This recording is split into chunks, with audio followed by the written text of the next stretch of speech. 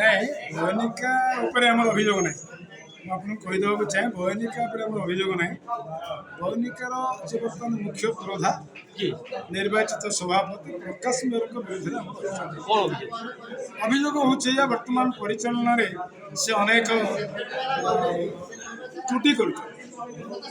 ସଭାପତି ହିସାବରେ ଯେଉଁ କଥା ଘରେ ତୁଟିବା କଥା, ସଭାପତି ହିସାବରେ ଯେଉଁ କଥା ଆମେ ବସିକି ପରିଚାଳନା ପରିଷଦ ମାଧ୍ୟମରେ ତୁଟେଇବା କଥା, ସେ ତାହା ନକରି ସେ ତାକୁ ମନ୍ତ୍ରୀ ବିଭାଗୀୟ ମନ୍ତ୍ରୀଙ୍କୁ ଦେଉଛନ୍ତି ଏବଂ ଦେଖାଯାଉଛି ମୁଖ୍ୟମନ୍ତ୍ରୀଙ୍କ ଅଭିଯୋଗ ପ୍ରକୋଷ୍ଠରେ ଦେଉଛନ୍ତି, ଯେଉଁଟାକି ଅନୁଷ୍ଠାନ ପାଇଁ କ୍ଷତି। କାରଣ ଏହାଦ୍ୱାରା ଅନୁଷ୍ଠାନ କ୍ଷତି ହେଉଛି। ତାଙ୍କର ଅଭିଯୋଗ ହେଉଛି ଯେ ବୟନିକା ଖରାପ ଜିନିଷ କିଣୁଛି। ମୁଁ ଯଦି ସେଇ ଅନୁଷ୍ଠାନର ସଭାପତି ଆଉ ମୁଁ ଯଦି କହେ ବୟନିକା ଖରାପ ଜିନିଷ କିଣୁଛି, ଏହାଠାରୁ ଦୁଃଖ ଆଉ କ'ଣ ହେଇଛି? ତାଙ୍କ ନାଁରେ କ'ଣ ଦୁର୍ନୀତି ଅଭିଯୋଗ ଆଣିଥିଲେ? କ'ଣ ଉଠିଥିଲେ? କିଏ ବିଲ୍ ଉଠିଛନ୍ତି? ହଁ, ଦୁର୍ନୀତି ଆମେ ଦେଖିଲୁ 1.5 ବର୍ଷ ଭିତରେ ସେ 13,16,000 ଟଙ୍କାର ଗାଡ଼ି ଭଡ଼ା ବାବଦକୁ ସେ ତାଙ୍କ ପାଇଁ ଗାଡ଼ି ଭଡ଼ା ଖର୍ଚ୍ଚ ହେଇଛି 13,16,000, ଯେଉଁଟାକି ମାନେ ଗୋଟେ ଅନୁଷ୍ଠାନ ପାଇଁ ନିଶ୍ଚିତ ଭାବରେ କ୍ଷତି। ଆମେ ମାଗିଲୁ ଠିକ୍ ଅଛି, ଯଦି 13,16,000 ଟଙ୍କା ଖର୍ଚ୍ଚ ହେଇଛି ତାହେଲେ ସେ କେଉଁ କାମରେ ବୟନିକାର ଯାଇଛନ୍ତି, କିନ୍ତୁ ସେ ଆମକୁ ସେ କାମ ଲିଷ୍ଟ ଦେଇପାରୁନାହିଁ। ଆମେ ପଚାରିଲୁ ଠିକ୍ ଅଛି ତୁମେ ଗଲ, ଠିକ୍ ଅଛି, କିନ୍ତୁ ତୁମେ କେଉଁ କାମରେ ଗଲ? ବୟନିକାର ସଭାପତି ଅଛି, କାମ କରିବା ଦରକାର। ବୟନିକା କାମରେ ତୁମେ ଯିବ, କିନ୍ତୁ କେଉଁ କାମରେ ଯିବ ତାକୁ ମଧ୍ୟ ଆମକୁ ଜଣେଇବ। ଆଉ ଗୋଟେ ଅଭିଯୋଗ କରିଥିଲି ଯେ ମାନେ ବୟନିକାର ସେ ଯେଉଁ ସପ୍ଲାଇ କରୁଛନ୍ତି ତାଙ୍କର କିଛି ଇଏ ନାହିଁ, ଖାତା ଖତିଆ ନେଇ ସଭାପତିଙ୍କର କିଛି ଲୋକ ସପ୍ଲାଇ ଦେଉଛି, ତାଙ୍କର ଇଏ ନାହିଁ। ନାଇଁ, ଖାତା ଖତିଆନ କଥା ମୁଁ କହୁନାହିଁ, ସେଟା ତ ଆପଣଙ୍କର ସେଥିପାଇଁ ବିଭାଗୀୟ ଲୋକ ଅଛନ୍ତି ତାକୁ ଏନକ୍ୱାରି କରିବା ପାଇଁ। କ'ଣ ସେ ହେଇଛି?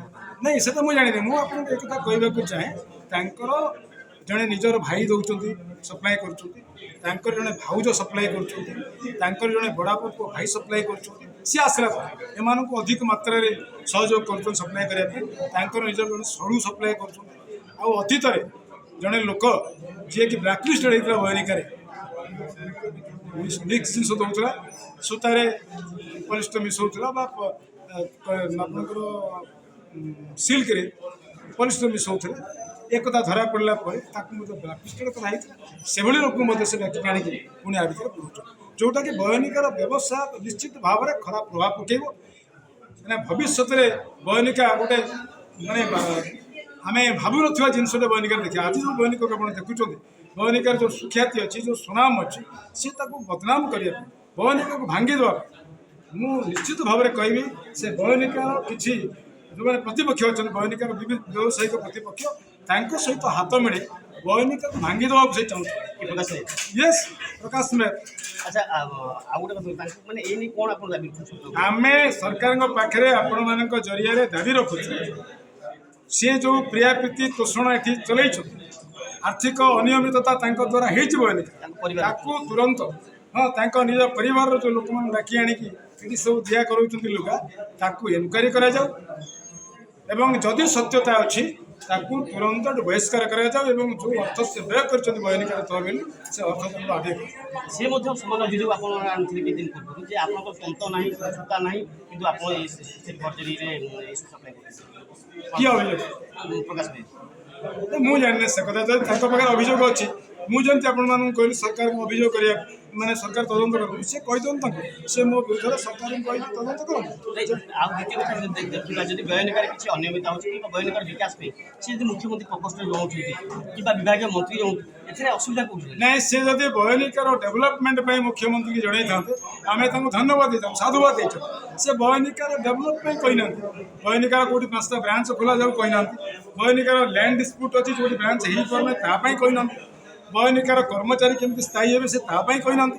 ସେ କହିଛନ୍ତି ଯେ ବୟନିକା ଯେଉଁ ଜିନିଷ କିଣୁଛି ନିମ୍ନମାନର ଜିନିଷ କିଣୁଛି, ଯେଉଁଟାକି ବୟନିକା ଉପରେ ଗୋଟେ ପ୍ରହାର ହେଉଛି, ବୟନିକା ଏଥିପାଇଁ ନିନ୍ଦିତ ହେଉଛି, ବୟନିକାର ଖ୍ୟାତିଟା କମିଯାଉଛି ଆପଣମାନଙ୍କ ପାଖରେ।